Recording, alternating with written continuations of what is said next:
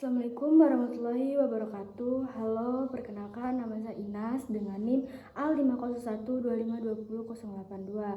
Saya di sini akan menjelaskan materi tentang konsep, faktor, prinsip, dan faktor perkembangan. Konsep perkembangan dan pertumbuhan. Di bagian ini saya mau jelasin dulu tentang perkembangan dan pertumbuhan. Jadi perkembangan itu perubahan kemampuan ya. Misalnya cara kita berpikir, emosi, sama cara bersosial. Itu nggak bisa diukur pakai angka, jadi sifatnya kualitatif. Kalau pertumbuhan itu lebih ke fisik, kayak tinggi badan sama berat badan. Nah, itu bisa diukur, jadi sifatnya kuantitatif. Jadi gampangnya pertumbuhan itu fisik, sedangkan perkembangan itu kemampuan.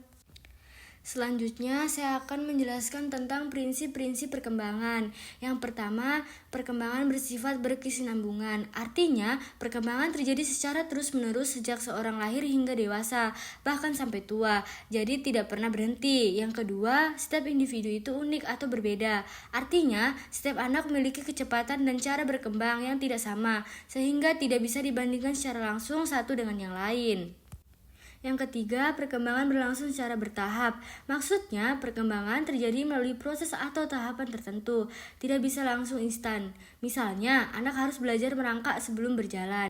Yang keempat, perkembangan dipengaruhi oleh faktor internal dan eksternal. Faktor internal berasal dari dalam diri seperti genetik dan kondisi fisik, sedangkan faktor eksternal berasal dari lingkungan seperti keluarga, sekolah, dan teman. Dan yang kelima, adanya masa peka. Masa peka adalah masa periode tertentu di mana individu lebih mudah menerima dan mempelajari sesuatu. Misalnya, anak-anak lebih cepat belajar bahasa dibandingkan orang dewasa. Selanjutnya saya akan menjelaskan tentang faktor-faktor yang mempengaruhi perkembangan. Secara umum, faktor perkembangan dibagi menjadi dua, yaitu faktor internal dan faktor eksternal. Yang pertama adalah faktor internal, yaitu faktor yang berasal dari dalam diri individu. Contohnya seperti genetik atau keturunan, kondisi fisik, dan kecerdasan. Misalnya, anak yang memiliki kondisi tubuh sehat dan kecerdasan yang baik cenderung berkembang lebih optimal. Yang kedua adalah faktor eksternal, yaitu faktor yang berasal dari luar diri individu. Contohnya seperti lingkungan keluarga, sekolah, teman sebaya, serta budaya. Misalnya, anak yang tumbuh di lingkungan keluarga yang mendukung dan sekolah yang baik akan lebih mudah berkembang. Jadi dapat disimpulkan bahwa perkembangan seseorang tidak hanya dipengaruhi oleh dirinya sendiri, tetapi juga sangat dipengaruhi oleh lingkungan sekitar. 1. Teori psikoanalisis. Tokohnya adalah Sigmund Freud. Teori ini menjelaskan bahwa perilaku manusia itu banyak dipengaruhi oleh alam bawah sadar. Jadi, apa yang kita lakukan sekarang sebenarnya dipengaruhi oleh pengalaman masa kecil yang mungkin kita tidak sadari. Freud juga membagi kepribadian menjadi 3, yaitu id, keinginan atau ingin senang, yang kedua ego, penengah atau realitas, dan yang ketiga superego, nilai moral atau baik buruk. Kelebihannya yaitu bisa menjelaskan kenapa masa kecil itu penting, dan yang kelemahannya itu sulit dibuktikan secara ilmiah dan terlalu fokus ke masa lalu. Yang kedua, teori kognitif. Tokohnya Jean Piaget. Teori ini fokus pada cara berpikir anak berkembang. Menurut Piaget, anak itu aktif belajar dan berpikir sesuai tahap usianya. Tahapnya sensori motor yaitu bayi, praoperasional anak kecil, operasional konkret, operasional formal remaja. Artinya, kemampuan berpikir anak itu berkembang secara bertahap. Kelebihannya, membantu guru memahami cara belajar anak.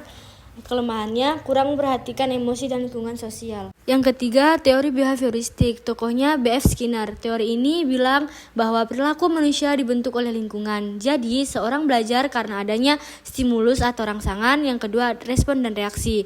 Contoh, kalau anak-anak dikasih hadiah reward, dia akan mengulangi perilaku baik. Kelebihannya, mudah diterapkan dalam kehidupan sehari-hari. Kelemahannya, tidak memperhatikan pikiran dan perasaan manusia. Teori humanistik. Tokohnya Abraham Maslow. Teori ini melihat manusia sebagai makhluk yang punya potensi untuk berkembang dan menjadi lebih baik. Maslow terkenal dengan hierarki kebutuhan, mulai dari kebutuhan dasar, makan minum, rasa aman, kasih sayang, penghargaan, sampai aktualisasi diri menjadi versi terbaik diri sendiri. Kelebihannya, melihat manusia secara positif. Kelemahannya, agak sulit dibuktikan secara ilmiah dan cenderung idealis. Pada slide ini kita membahas tentang aspek-aspek yang bisa dinilai dalam perkembangan peserta didik. Yang pertama adalah kemampuan akademik, seperti membaca, menulis, dan menghitung. Contohnya siswa yang bisa membaca dengan lancar, menulis rapi, dan mengerjakan soal matematika dengan benar. Yang kedua adalah kemandirian dan tanggung jawab. Contohnya, siswa mengerjakan tugas sendiri tanpa menyontek dan mengumpulkan tugas tepat waktu. Yang ketiga adalah kedisiplinan dan kebiasaan belajar. Contohnya, siswa datang ke sekolah tepat waktu, rutin belajar di rumah, dan tidak menunda-nunda tugas. Yang keempat adalah sikap sosial dan emosional. Contohnya, siswa bisa bekerja sama dengan teman, menghargai pendapat orang lain, dan tidak mudah marah saat ada masalah. Jadi, kesimpulannya yaitu perkembangan peserta didik dipengaruhi oleh banyak faktor dan dapat dijelaskan melalui berbagai teori. Setiap teori memiliki kelebihan dan kelemahan, sehingga kita perlu memahami semuanya untuk mendapatkan gambaran yang lebih lengkap. Baik teman-teman, itu saja yang bisa saya paparkan dalam materi ini. Semoga bermanfaat bagi kita semua. Kurang lebihnya saya Inas mohon maaf yang sebesar-besarnya. Saya Inas pamit undur diri. Wassalamualaikum warahmatullahi wabarakatuh.